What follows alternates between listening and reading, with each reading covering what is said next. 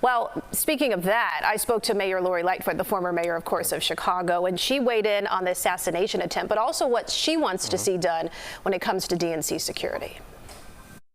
I think that the DNC itself, I'd love to see a communication from the party chair to the state parties, talking about what additional steps they're going to be taking to make sure that people are safe in their hotels, at McCormick Place, at the United Center, in transit, to and from. But can you take us through, in your experience, what it is like to try to put together a safe plan for a large-scale event like a rally?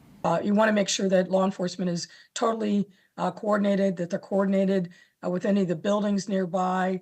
For example, after the Las Vegas shooting, we went through a real protocol to look at the various hotels that bordered the Grant Park area, the high-rise buildings on the northern side. Given that, is this something that you thought was even a possible scenario to think that this could happen? Well, unfortunately, yes.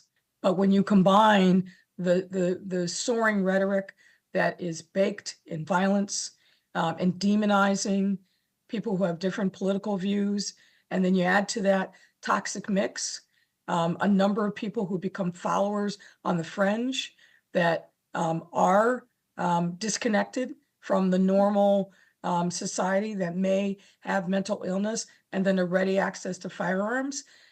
It's horrible to think about this as a possibility, but you have to think about this as a possibility. And what I'd love to see is a joint statement by both denouncing violence, denouncing these kinds of acts. And, people are calling it political violence. It's violence.